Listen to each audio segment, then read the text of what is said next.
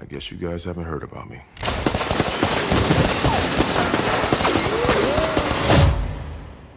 I'm about sick of always having to buy new clothes.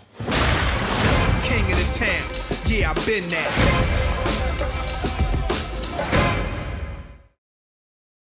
Sweet Christmas, YouTubers, it's Charlie. Don't you just hate having to buy new clothes all the time? Who else fell out of their chair when they saw this teaser? You won't find it if you search on Netflix. They'll probably make it a little easier to find in the next couple of weeks. Most of their energy is going to be spent promoting Daredevil Season 2. But Mike Colter was at the premiere, the New York premiere for Daredevil Season 2, talking a little bit about it. Like, oh, it's going to be badass. Daredevil Season 2, very badass. Luke Cage, badass, in a slightly different way, but still just as badass. I love how that King of the Town song is playing over that. If you haven't seen some of the teaser images that they posted this promo image, and it just shows you that the series is going to mostly take place in Harlem. It'll also take place in Hell's Kitchen. We'll probably see some Jessica Jones stuff following up on that series, but unlike Daredevil, which is mostly localized to Hell's Kitchen, Luke Cage is going to jump around the city just a little bit. If you've never been to Manhattan before, kind of here's where everything is. So you have Central Park in the middle, the Avengers Tower is in Midtown, Hell's Kitchen is right over here on the east side, just down a little bit lower, and then way up north of the park is Harlem. So that's what this promo image is letting you know, that a lot of stuff is going to be happening there.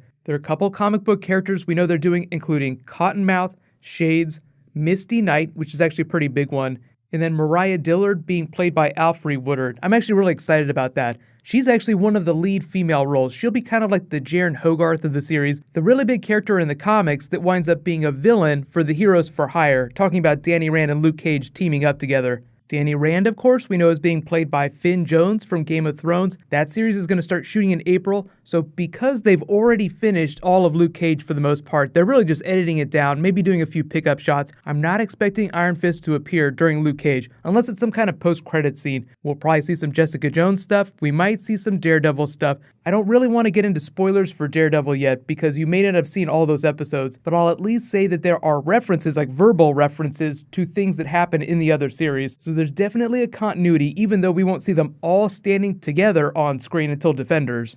All the Luke Cage episodes are dropping September 30th, so we might see a full trailer for it in the next couple of weeks, but because Marvel has Captain America Civil War coming up, they'll probably try to take advantage of all that hype and shove a whole bunch of new Netflix stuff in our faces, like a bunch of Iron Fist, a bunch of Luke Cage stuff, but they'll mostly be promoting Luke Cage after Daredevil's done. So if they do take anything to Comic-Con, it's probably going to be Luke Cage specific. Here's what you guys need to do. If you haven't finished it, finish watching Daredevil Season 2. I'll be making videos for all the episodes. I just posted my first video just a little while ago. Then if you haven't yet, go back and watch Jessica Jones, and that will give you the setup for Marvel's Netflix version of Luke Cage. Now, it's going to be pretty close to the comics, but there are some things that they've changed. Like they had to change the Punisher a little bit because he was a Vietnam vet in the comics, but because the TV show's happening in modern day, he's an Afghanistan vet, so there are little minor things that they've tweaked. But as you can see from the teaser, and if you watch Jessica Jones, you have a pretty good sense for what the character's like. It's just that we don't know a lot of his backstory yet, and that's what the Luke Cage series is for. In terms of powers, he's pretty comparable to Jessica Jones' level of strength, maybe a little bit stronger. But the really cool thing is that he has indestructible skin, so I don't think he has quite the jumping ability of Jessica Jones. They do try to differentiate their powers. Even though they're both really strong, Jessica Jones has some different powers in the comics. There's just like a few minor things that they've changed.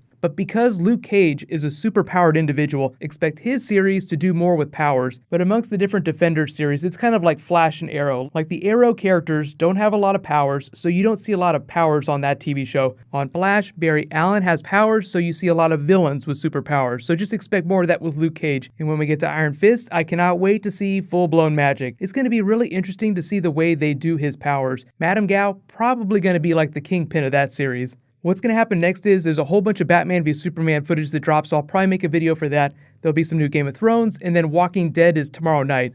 So if you guys haven't seen it yet, there's some YouTube weirdness happening right now. You can click here for my first Daredevil Easter egg video. It's just episodes 1 through 3. And you can click here for all my Captain America Civil War videos. Thank you so much for watching, everybody. Let's high five. I'll see you guys tonight.